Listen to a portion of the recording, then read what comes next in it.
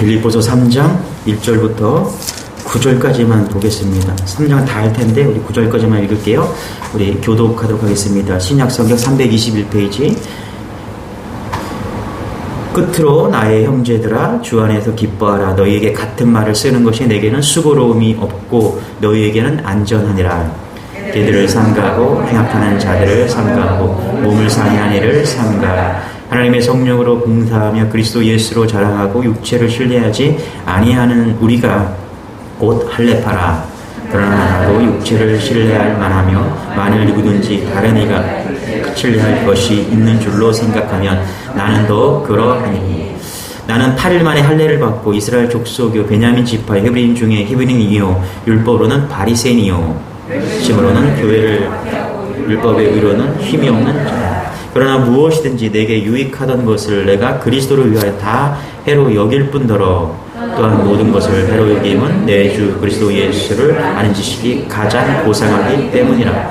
내가 그를 위하여 모든 것을 잃어버리고 배설물로 여김은 그리스도를 얻고 9절 같이 시작. 그 안에서 발견되려 함이니 내가 가진 의는 율법에서 난 것이 아니요 오직 그리스도를 믿음으로 말미암은 것이니 곧 믿음으로 하나님으로부터 난 의라. 아멘. 1절에 보니까 이렇게 얘기합니다. 이 빌립보서는 4장밖에 없거든요. 그런데 이렇게 얘기합니다. 끝으로 이렇게 합니다. 끝으로 영어 번역 성경 보니까 last but not least 이렇게 얘기해요. 마지막이지만 덜 중요한 건 아니야. 이제 이렇게 얘기합니다. 이게 영어 표현인데 연설을 할 때 우리가 이렇게 마지막으로 언급하는 토픽 꺼낼 때 하는 말이 last but not least 이런 얘기입니다. 우리나라로 번역하면 이런 거예요. 마지막 말로 얘기하면 이렇게 얘기할 수 있다는 것입니다.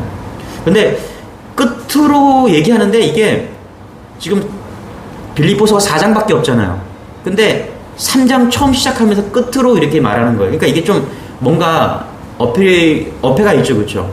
끝인데 반밖에 안 받거든요. 이게 이 바울이 대단히 논리적인 사람이거든요. 성경을 로마서를 보면 논리적으로 진리를 설명합니다. 그래서 거기에 뭐 예수 그리스도의 죽음과 부활을 아주 논리적으로 설명을 합니다. 그게 로마서인데 이 바울이 의도적으로 이렇게 썼다라는 것입니다.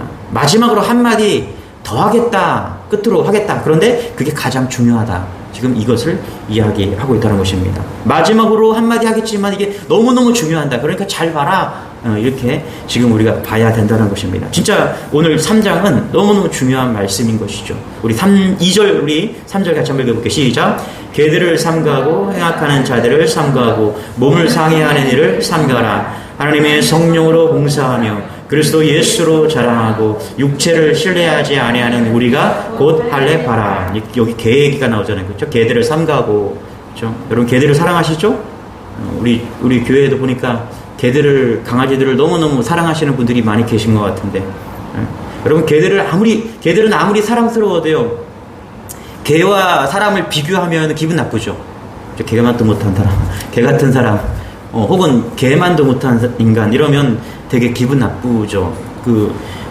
인격, 성품 미달된 걸 갖다가 이야기합니다. 여기 성경에도 개는요 한 번도 긍정적으로 안 나왔습니다. 개들은 다 부정적으로 나왔다는 것이죠. 그래서 여기 보면 개들을 삼가하고 개로 표현하는 사람들이 누굴까 우리가 좀 살펴볼 필요가 있는데 뭐 여기서는 율법에 따라 할례를 받아야 된다. 이런 거짓 교사들을 개 같은 존재들이라 이렇게 이야기하고 있다는 것입니다. 다른 성경에 보면 거짓 할례자들 그리고 형식적으로 할례를 주장하는 사람들.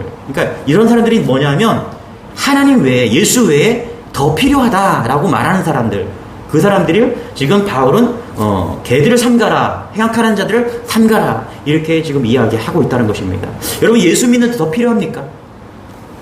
예수 그리스도로 충분하죠. 그런데 계속해서 거기에 딴지를 걸면서 할례가 더 필요하다. 금식이 필요하다. 정결함이 필요하다. 뭔가 필요를 요구하는 것. 지금 그것을 지금 이야기하고 있다는 것입니다. 지금 그 문제를 하기 때문에 되게 중요하다라고 지금 이야기를 하고 있는 것이죠. 우리 4절, 5절, 6절 같이 한번 읽고 빌립보서 3장 4절, 5절, 6절 시작. 그러나 나도 육체를 신뢰할 만하며 만일 누구든지 다른 이가 육체를 신뢰할 것이 있는 줄로 생각하면 나는 더욱 그러하리니 나는 8일 만에 할례를 받고 이스라엘 족속이요 베냐민 지파요 히브리인 중에 히브리인이요 율법으로는 바리새인이요 열심으로는 교회를 박해하고 율법에 의로는 흠이 없는 자라. 그렇죠. 여기 4절에 뭐라 그래요? 그러나, 그렇죠. 끝으로 그러나 진짜 이제 하고 싶은 얘기 하고 있다는 것이죠. 그러나, 그렇죠. 그러면서 자기가 바울이 가지고 있던 자기가 가지고 있는 것들을 계속 이야기하고 있는 것입니다. 여러분 정말 예수 믿으면서 돈, 명예, 권세 이런 거 다 버려야 됩니까? 배설물처럼 다 버려야 한다.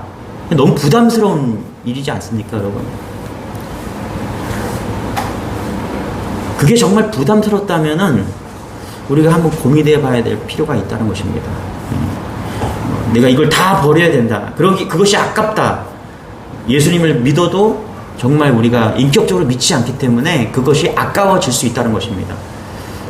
그래서 오늘 말씀은 있는 그대로 읽어보면 배설물로 여긴다. 이것도 버리고 저것도 버린다. 이렇게 해서 우리가 버리는 거에만 초점을 맞출 수가 있는데요. 그렇지 않다라는 거예요. 여러분, 오늘 핵심은 우리가 버린 거 쫓아가면은 은혜가 안 돼요. 이것도 버리고 저것도 버렸다. 버린 게 너무 많다. 그 개 같은 사람들이 해악하는 자들이 와서 야 이것도 해야 돼 저것도 해야 돼. 그런데 바울은 아니야 다 버려야 돼 이렇게 얘기하니까 우리는 아무것도 진짜 아닐 수가 있는데 그렇지 않다라는 거예요. 버린 것만 있는 게 아니라 뭐가 있다요? 얻은 게 있다. 그게 뭐다? 예수 그리스도다. 그렇죠? 7절 8절 우리 같이 한번 읽어볼게요. 시작. 그러나 무엇이든지 내게 유익하던 것을 내가 그리스도를 위하여 다 해로 여길 뿐더러 다 버렸죠. 그렇죠? 그런데 8절에 뭐라 그래요? 또한 모든 것을 해로 여김은 내 주 그리스도 예수를 아는 지식이 가장 고상하기 때문이라. 내가 그를 위하여 모든 것을 잃어버리고 배설물로 여김은 그리스도를 얻고. 그렇죠? 8절까지 다 버렸대. 이것도 버리고 저것도 버리고 다 버렸는데 8절에 뭐라고 그래요? 마지막에 왜 그리스도를 얻었다 이렇게 얘기합니다. 그러니까 따지고 보면 바울이 버릴 수 있었던 것은 그냥 버릴 수 있었던 것이 아닙니다. 얻은 게 있다라는 거예요. 예수 그리스도를 얻었기 때문에 버릴 수 있다는 것입니다. 이런 은혜가 여러분에게 소망합니다. 여러분 우리가 결혼을 하잖아요. 그렇죠? 그러면 이제 여자들을 다 돌로 보는 거예요. 우리 남자가 저랑 자녀님 그렇게 사셨잖아요. 그렇죠? 저도 그렇게 살기를 기도하고 있는 거예요. 어제 그저께 이제 어떤 분이랑 얘기를 하는데 우리가 이거를 결정을 안 하면 남자들은 생각을 조금만 잘못하면요 무너집니다. 그래서 이제 얘기를 하면서 그것을 정립할 필요가 있다. 아내 외에는 다 돌로 생각해야 된다. 좀 심각하게 얘기하면은 그래야지 넘어지지 않지. 저분을 보면 또 저분이 이쁘고 이분을 보면 이분을 이쁘고 이렇게 하면은 마음이 따라간다는 거죠. 그렇지 않으면 무너질 수밖에 없는 게 인간의 마음이죠. 여자들은 잘 모르겠는데 남자들은 시각의 동물이거든요. 하나님 그렇게 만드셨어요. 시각적인 동물이고 눈을 보는 걸 통해서 변화되고 마음이 막 움직이고 막 그렇다라는 거예요. 그래서 우리가 정리할 필요가 있다. 그러니까 바울은 그런 거예요. 진짜 얻은 거예요. 버릴 수 있었던 것은 어떻게 이걸 버릴 수 있었나? 그 핵심에는 8절 마지막 고백이 있는 것입니다. 예수 그리스도를 얻었기 때문에 다 버릴 수 있었다. 아멘이죠. 그렇죠? 내가 한 아내를 얻었기 때문에 내가 한 남자를 얻었기 때문에 모든 사람들을 버릴 수 있다는 것입니다. 여러분 이것을 정립하는 여러분 되시길 바랍니다. 마태복음 19장에 보면은 부자 청년 이야기가 나오죠. 부자 청년이 와서 그렇죠. 예수님께서 부자 청년에게 말했습니다. 가서 내 소유를 팔아 가난한 자들에게 주라. 그리하면 하늘의 보화가 내게 있으리라. 그리고 와서 나를 따르라. 이렇게 얘기합니다. 그런데 반면에 누가복음 19장에 보면은 삭개오 얘기가 나옵니다. 그렇죠? 그랬더니 삭개오가 뭐라 그래? 주여 보시옵소서 내 소유 절반을 가난한 자들에게 주겠사오며 만일 누구의 것을 속여 빼앗은 일이 있으면 내 갑절이나 갚겠나이다. 우린 근데 결론은 알죠. 부자는 슬퍼하면서 떠나갔다라고 이야기를 합니다. 근데 삭개오는 절반이나 나눠주겠다고 자기가 그렇게 선언을 하죠. 그러면서 예수님을 영접합니다. 여러분, 여기서 무슨 차이가 있습니까? 무슨 차이가 있어요? 얻을 줄을 모르는 거죠. 부자 청년은 더 좋은 게 있다는 걸 몰랐어요. 그래서 바보가 아니에요. 부자 청년은 똑똑한 사람이에요. 그런데 자기가 손해보는 것보다 더 좋은 것을 얻는다는 것을 몰랐기 때문에 그렇다는 것이죠. 근데 삭개오는 알았죠. 내가 이걸 다 버려도 더 좋은 것을 얻었기 때문에 내가 이걸 버릴 수가 있는 거예요. 아, 예수님이 더 좋으신 분이구나. 그렇기 때문에 내가 이거 절반을 갖다가 버려도, 그렇죠? 나는 만족한다. 이것이 결론이라는 것이죠. 그러니까 여러분, 사도 바울은요, 버림과 얻음이죠. 버리고 얻는 거예요. 이게 교환이잖아요, 교환이요. 어떻게 보면 바울은 진짜 똑똑한 사람이에요, 여러분. 그 진리 가운데 완전히 쓴 거예요. 그러니까 뭐 물을 추구한 게 아니에요. 없음을 추구한 게 아니에요. 여러분, 이게 불교나 뭐 이런 거랑 다른 거라니까요. 교환한 거예요, 어떻게 보면요. 버리고 얻었어요. 그렇죠? 어떤 사람은 버리는 게 좀 부담스러울 수 있죠. 아까워하고 억지로 할 수 있고 슬퍼할 수도 있어요. 이게 더 좋다라고 생각하니까. 그런데 진짜 예수님을 만나면 너무너무 귀하다는 것입니다. 마치 수지 맞은 사람처럼 그렇게 가볍게 버릴 수 있는 것이 돈, 명예 이런 것들이라는 것이죠. 저 어렸을 때 교회 가면 진짜 많은 걸 줬거든요. 지금 여름 성경학교 가면은 뭐 수박을 먹었던 기억이 있어요. 그때 수박이 참 귀했는데, 어렸을 때, 초등학교 때. 근데 교회 가니까 송악 장로교회 거기 가니까 여름 성경학교 한다고 그 텐마루에 쫙 그 교회 지금도 생생한데 거기서 수박을 탁 잘라갖고 빨리 오라고 애들 갖고 이제 막 먹고 그리고 집에 왔던 것 같아요. 예배를 드리고 막 그러고 성경학교를 하고 막 그래야지 예수를 빨리 믿었는데 그 수박만 먹고 집으로 왔던 것 같아요. 그때까지만 해도 제 마음에 이 교회라는 곳이 상당히 낯설었거든요. 예. 그래갖고 왔는데 교회에 와서 진짜 얻어야 될 게 있죠. 교회는 얻는 것이거든요. 우리가 예수 그리스도입니다. 할렐루야. 진짜 교회에서 주는 게 있어요. 그게 예수 그리스도라는 거예요. 과거도 그랬고요, 지금도 그랬고 내일도 그렇습니다. 교회에서 주는 거는 예수 그리스도예요. 그래서 예수 그리스도를 받아야 돼요. 이걸 받아야지 다른 게 아깝지가 않은 거죠. 우리가 예배 드리면서 헌금도 올리고 마음도 올리고 시간도 올리고 다 올려드리는데 한 가지만 얻으면 되는 거예요. 그것이 뭐다? 예수 그리스도다. 그래서 여러분 마태, 마가, 누가복음을 보면은 모든 초점이 다 예수 그리스도에 대한 맞춰져 있죠. 요한복음 4장에 보면 사마리아 여인이 등장하지 않습니까? 물 좀 달라고 이야기하잖아요. 그래서 물 좀 그 갈망했던 그 갈증이 있었던 그 영혼을 찾아가셔서 예수님께서 물 좀 달라고 하니까 거기서 예수님을 만나지 않습니까? 그 여인이 어떤 여인이었어요? 정말 채우려고 하는 여인이었잖아요. 남자를 5이나 바꿔 치웠다. 목마름이 있는 사람 여인이잖아요. 그렇죠? 그래서 남자를 5이나 바꿔 치웠다. 여러분, 파트너 바꾸고 직업 바꾸고 직장 바꾸고 이런 사람들은 갈증이 있는 사람들이 아닙니까? 뭔가를 계속 바꾸는 사람은요, 갈증이 있는 사람이에요. 차를 바꾸는 사람들이 있어요.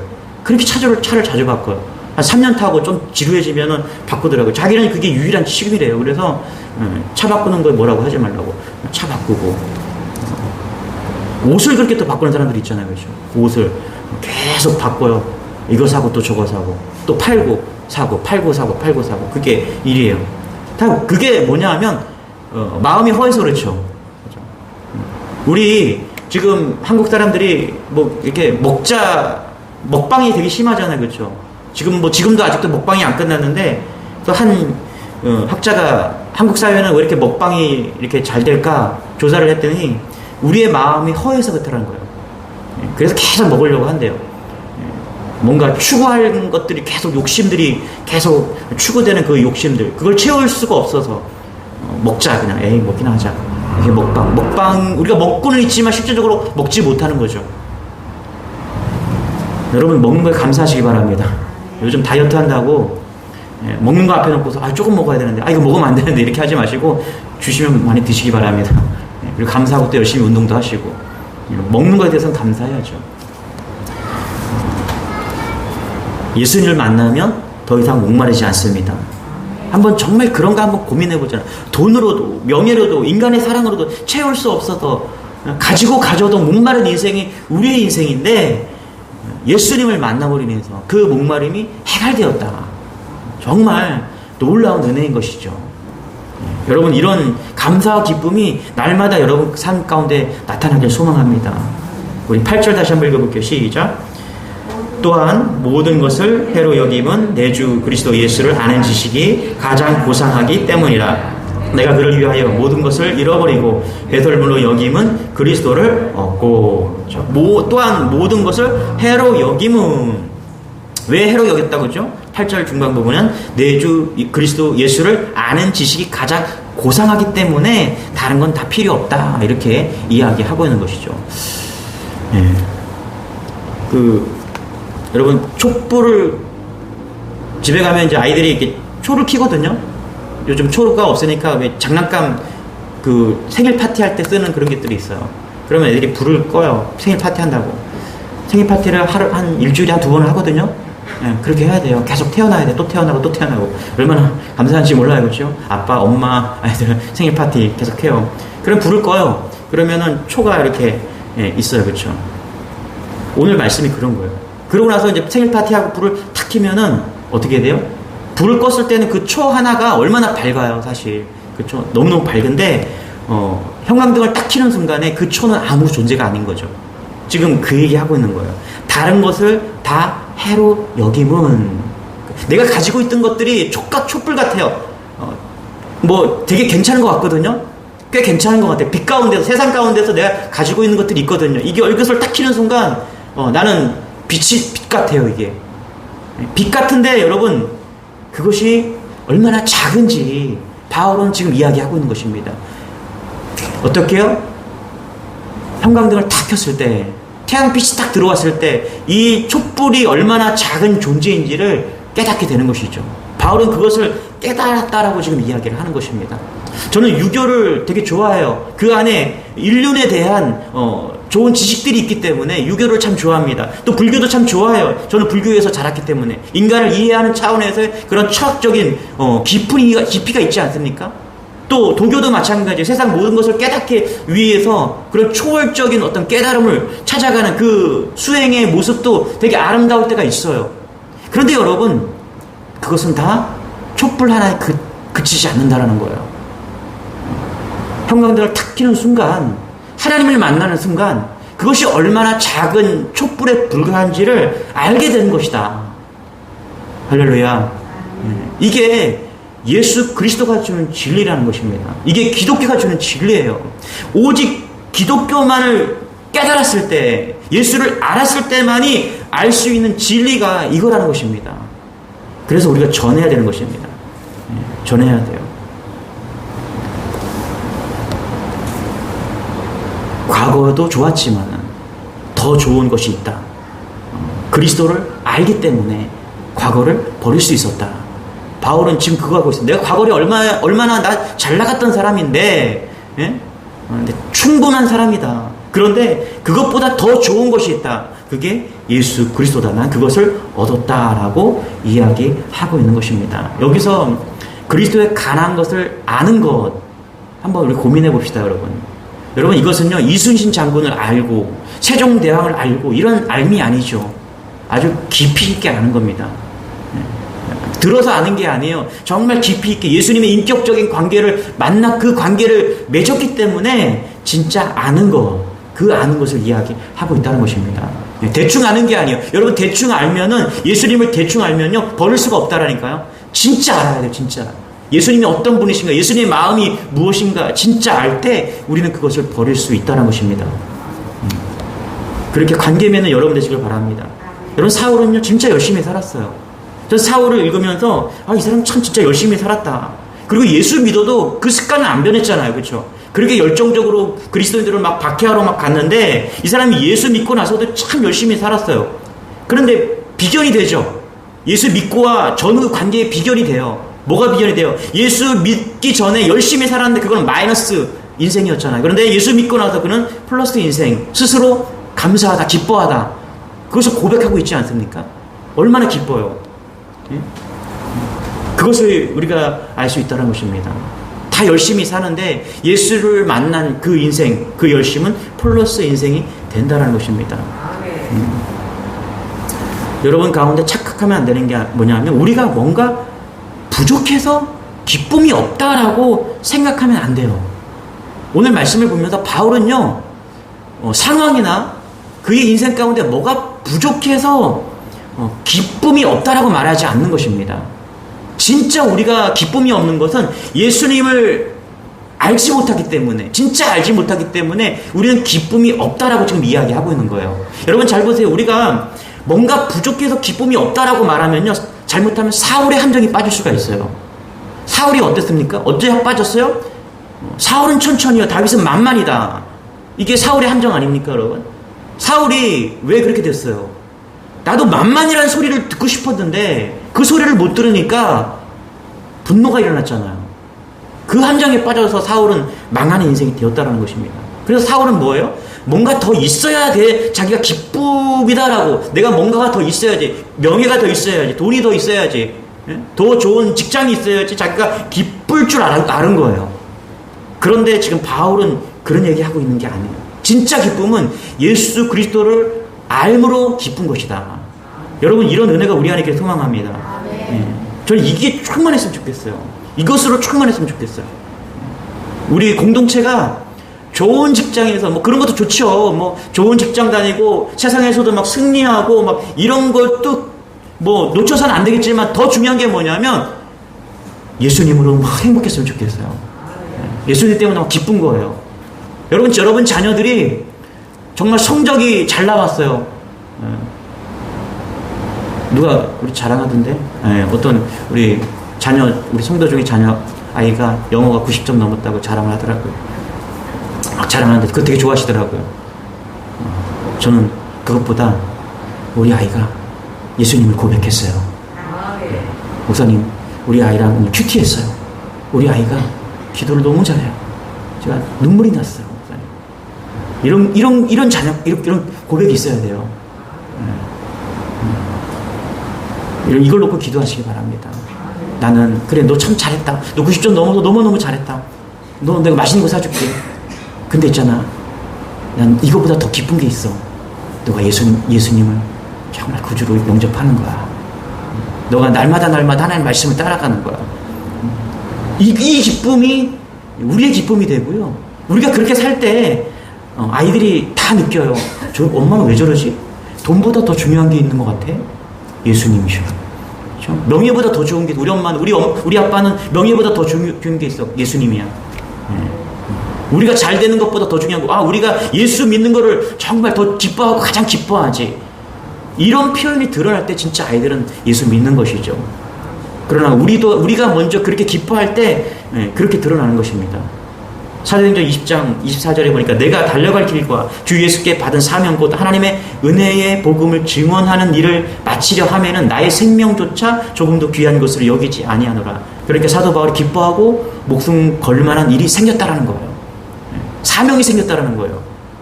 그럴 때 기쁜 거예요. 그것이 예수 그리스도로 기쁜 거죠. 열심히 살았지만은 마이너스 인생이었지만은 예수 만나고 나서 플러스 인생이 바뀌었다. 저는 이게 너무 고마운 거예요. 제가 다른 데 안 빠지고 기독교에 예수를 만났다는 게 얼마나 감사한지 모릅니다. 여러분 내비게이션을 딱 키면은 우리가 주소를 딱 입력하면은 무슨 일이 있어도 가잖아요, 그렇죠? 우리가 예수 그리스도를 딱 표대로 삼는 그 순간에 여러분 따라가십시오. 거기에 기쁨이 있습니다. 거기에 은혜가 있어요. 세상이 줄 수 없는 감사가 거기에 있습니다. 우리가 해야 될 일은 뭐냐면 내비게이션에 예수를 그냥 따라가는 거예요. 따라가는 거예요. 순종하고 따라가는 거예요. 그러면은 놀라운 우리가 이 기쁨을, 바울이 만끽하는 이 기쁨을 만끽할 수 있다라는 것입니다.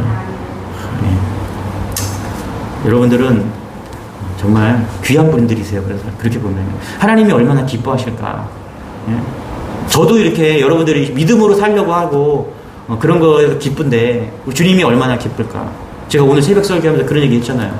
제 주위에 믿음으로 살려고 하는 분들이 너무나 많은 게 너무 감사한 거예요. 이해되세요? 돈보다 돈 따라가는 인생이 아니라 명예 따라가는 인생이 아니라 어떻게 하면 예배를 정말 잘 드리고 싶고 어떻게 하면 예배를 빠지지 않고 날마다 말씀 묵상하면서 살려고 하는 사람들이 주위에 너무 많다는 것이 너무너무 감사한 거예요. 우리 특별히 우리 한선희 전사님도 저는 감사해요. 오직 그냥 주님만 바라보고 그렇게 사시는 또 우리 다 그래요. 다 여기 계신 분들이 다 그런 것 같아요. 얼마나 오늘 그런 게 막 느껴져 갖고 새벽에 참 감사하더라고요. 동일하시죠? 아멘이시죠? 네. 우리가 그렇지 않고 목사가 다른 걸 쫓아가고 있다고 생각해 보세요. 저분이 왜 저럴까? 얼마나 고민되겠어요, 그렇죠? 말을 해야 될까 말아야 될까? 근데 우리는 다 그냥 예수로 한 방향을 보고서 지금 쫓아가고 있잖아요. 이게 얼마나 감사합니까? 우리 12절 같이 한번 읽어볼게요. 시작. 내가 이미 얻었다 함도 아니요 온전히 이루었던도 아니라 오직 내가 그리스도 예수께 잡힌 바 된 그것을 잡으려고 달려가노라. 그렇죠? 어떤 사람은 예수님께 잡혔다 이렇게 표현을 쓰면은 참 거부감을 되게 많이 쓰죠. 야, 믿어도 예수 믿어도 좀 품위 있게 믿으라고, 좀 고상하게 믿고 상식적으로 좀 적당하게 좀 믿으라 그래요. 그렇게 강신자처럼 막 믿지 말고. 저의 그 친척 한 분이 뭐 사랑의 교회 막 이렇게 해갖고 막 지금 막 그때 코로나 막 터질 때 저한테 전화가 왔는데 친척분이 한 분이 그러는 거예요. 지금 손 윗분이세요. 그래서 조 목사는 그렇게 광신자처럼 안 믿는 거지. 그 얘기 듣고서 광신자처럼 믿는 게 뭘까 좀 고민을 해봤어요. 여러분, 우리가 착각하지 말아야 될 것은 뭐냐면 하나님 말씀의 핵심은 사로잡혔느냐 아니냐 그게 아니에요. 뭐에 사로잡혔느냐예요. 뭐에 사로잡혔느냐. 여러분, 우리가 다 사로잡히거든요. 그래서 돈에 사로잡혀 있는 사람은요, 야, 예수가 아니야 돈이야 이렇게 얘기하는 거예요. 사람과의 관계에 사로잡힌 사람은요, 야, 좀 적당히 믿어. 지금 주위에 있는 사람이 얼마나 중요한데. 그래서 뭐 매주마다 누구 결혼식장 가야 되고 모임에 가야 되고 막 이런단 말이죠. 어떤 사람은 취미에 사로잡힌 사람이 있죠. 그래서 야, 그것도 교회도 가는 것도 좋지만은 이거 해야 돼. 다 사로잡힌 게 있어요. 어떤 사람은 원하지 않게 우울증에 사로잡히고, 그렇죠? 질병에 사로잡히잖아요. 여러분, 우리가 예수에 사로잡힌 거에서 감사하는 여러분 되시기 바랍니다. 붙잡혔다. 무엇에 붙잡혔냐? 우리가 예수에 붙잡혔다. 정말 이것은 너무너무 귀한 겁니다. 예? 다른 거에 얽매이지 않고, 다른 거에 붙잡히지 않고, 예수 그리스도에 눈 떠서 그분에게 붙잡힌 인생이 되었다는 것은 세상에서 가장 잘한 일입니다. 여러분 인생 가운데, 그리고 저의 인생 가운데서 가장 잘한 게 뭐냐면 예수님께 붙잡힌 사람이 되었다라는 것입니다. 히브리서 11장 24절에 이렇게 말합니다. 믿음으로 모세는 장성하여 바로의 공주의 아들이라 칭함을 거절하고, 그렇죠? 도리어 하나님의 백성과 함께 고난받기를, 그렇죠? 원했다라는 것입니다. 여러분, 모세는 똑똑한 사람이었죠. 계산이 분명한 사람이었어요. 그러나 예수님을 믿으면서 누구나 다 이렇게 되는 건 아니에요. 왜 그렇습니까? 모세가 왜 모든 것을 포기하고 공주의 아들이라는 칭함을 포기하고 왜 하나님의 뜻을 따라갔습니까? 왜 하나님께 붙잡힌 사람이 되었습니까? 그렇죠? 알게 되었다는 거예요. 그것이 얼마나 고상한 건지 알게 되었다는 것이죠. 그것이 얼마나 기쁜 일인지 알게 되었다는 것입니다. 여러분, 그래서 하나님의 일은요, 그 기쁨을 발견하는 것입니다. 여러분, 예수 믿으면서 힘들어하지 않기를 소망합니다. 예수 믿으면서 인내해야 되는데 그 인내는요, 대단히 기쁜 인내예요. 바울을 보면서 우리가 알 수 있는 게 바울은 인내했구나. 감옥에서 인내하고 그게 모든 삶이 인내잖아요. 그런데 그 삶 속에서 그 인내는 기쁨의 인내라는 것입니다. 여러분, 이걸 놓치면 안 돼. 그러면 이 믿음의 삶이 상당히 힘들어지는 거예요. 제가 얘기했잖아요.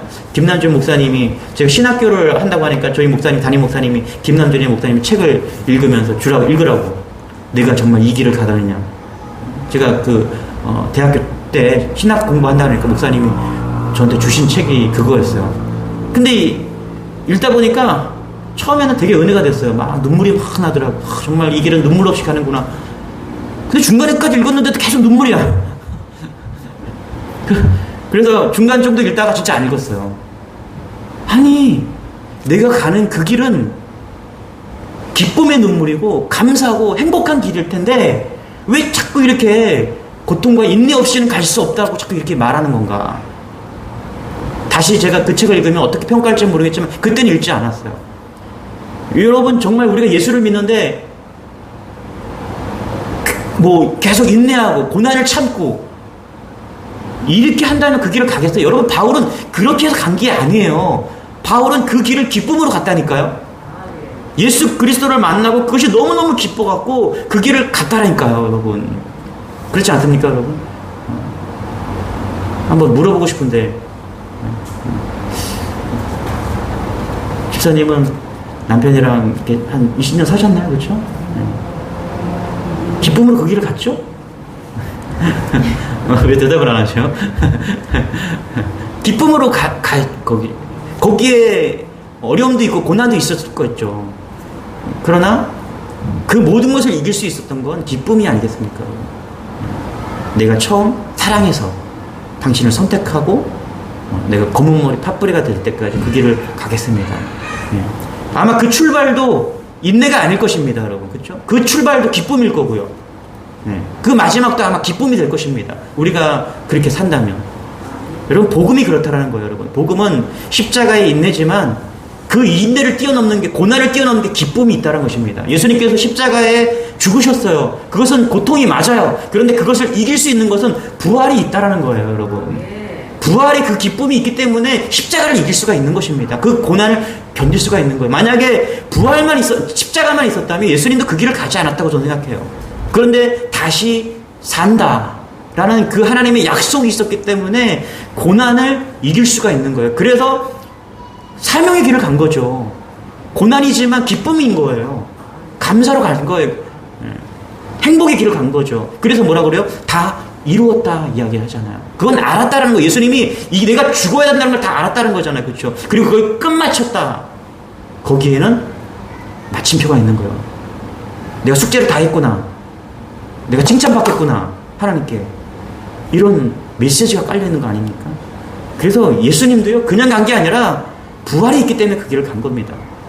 우리가 예수 믿는 게, 여러분, 하나님께서 우리에게 더 좋은 것을 주실 줄 믿습니다. 그게 14절이에요. 한번 같이 읽어보기 시작. 표대를 향하여 그리스도 예수 안에서 하나님이 우리에서 부르신 부름의 상을 위하여 달려가노라. 그렇죠? 하나님께서 우리를 부르셔갖고, 야, 너 일 시켜 먹을게. 내가 너 그냥 이것도 시키고 저것도 시키고, 막 일 시켜 먹자고 우리를 부른 게 아닙니다, 여러분. 하나님이 저를 불렀고 목사로 불러갖고 너 내가 그냥 죽을 때까지 너 그냥 다리 관절염 올 때까지 내가 너 부려먹겠다. 이게 아니에요. 여러분, 그래서 교회 사역을 할 때 짐으로, 부담으로, 골칫거리로 여기지 마시기 바랍니다. 그래서 뭐 시키면은 교회 뭐 하면은 안 하려고 그러는데 사실 여러분 한번 따져봅시다. 그게 그럴 일인가? 여러분. 여러분 분명히 기억하시기 바랍니다. 하나님의 일을 맡은 것이 복입니다. 우리가 정말 걱정해야 되는 뭐냐면 고생하는 게 아니라 하나님이 우리를 안 쓸 수가 있어요. 근데 써주는 게 감사한 거예요. 필요하지 않을 사람이 더 불행한 거죠. 그러나 하나님이 나를 써준다. 그게 얼마나 감사한지 몰라요. 구태여 우리를 맡겨주셨어요. 하나님이 다 하실 수가 있거든요. 베드로가 그러잖아요. 베드로가 그냥 귀를 탁 잘랐잖아요. 말고 귀를 탁 잘랐어요. 그러니까 뭐라 그래요? 너는 내가 내 아버지께 구해서 지금 12군단을 더 되는 천사를 보낼 수 있는 거, 그걸 내가 못할 줄 아니? 내가 할 수 있어. 근데 내가 안 하는 거야. 이야기하잖아요. 그러니까 우리가 일하지 않아도요, 하나님이 다 하실 수가 있어요. 그런데 우리를 써주는 거야, 하나님께서. 이게 감사한 거예요. 그래서 우리가 영광되게 되는 것이죠. 그 왜 그렇습니까? 하나님이 우리의 상을 주시기 위해서 그렇다는 거예요. 14절에 보니까 하나님이 위에서 부르신 부름의 상을 위하여 달려가노라. 그렇죠? 우리가 이렇게 쓰임받을 때 하나님이 상을 주신다라는 거예요. 그 상 주기 위해서, 하나님이 우리를 축복하기 위해서 우리를 써주고 있다라는 것입니다. 예. 여러분, 인생의 부르심의 상이 있기를 소망합니다. 요즘 초등학교에 가면 뭐 승진했다, 합격했다, 결혼했다 그러면 참 잘했어요. 이런 놀이 있더라고요. 참 잘, 무조건 다 참 잘했어요. 막 찍어줘, 도장. 학원에 가면 참 잘했어요. 우리에게 상이 있어요. 바울은 자기 자신이 받으려는 상이 예수 그리스도 안에서 하나님께서 위로부터 오는 그 상, 그것을 받으려고 달려갔다는 것입니다. 그게 기쁨의 상이고요. 그게 놀라운 천국의 상인 줄 믿으시기 바랍니다. 그래서 우리가 기쁨을 빼앗길 수가 없어요, 사실요. 그렇지 않습니까, 여러분? 이게 뭐 기쁨을 왜 빼앗겨요? 뭐 아이가 좋은 대학교 못 들어갔다고 기쁨을 왜 빼앗겨요? 그렇지 않습니까, 여러분? 지금 뭔가 사업이 조금 안 된다고 기쁨을 왜 빼앗깁니까? 여기가 끝이라면 빼앗길 수가 있지만 우리는 다른 상이 있잖아요. 결론을 좀 맺을게요, 여러분. 하나님이 고린도전서 1장 27절에 이렇게 하죠. 세상에 미련한 것들, 세상에 약한 것들, 세상에 천한 것들과 멸시받는 것들과 없는 것들을 택했다. 이게 우리잖아요, 그렇죠? 미련하고 연약하고 멸시받는 것. 그리고 그 우리를 택해서 예수님이 복을 주셨다. 그리고 우리를 쓰고 계신다. 여러분 정말 춤추고 기뻐할 일입니다.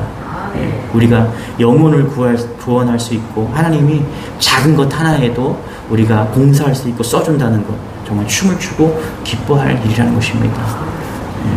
여러분 이런 기쁨을 여러분 감사하고 날마다 이 기쁨을 빼앗기지 않는 그런 은혜로 살아가는 여러분 되시길 바랍니다. 오늘 3장 너무너무 중요한데 그 예수 그리스도를 다 얻는 여러분 되시길 축원합니다. 네, 94장입니다. 전성가 94장.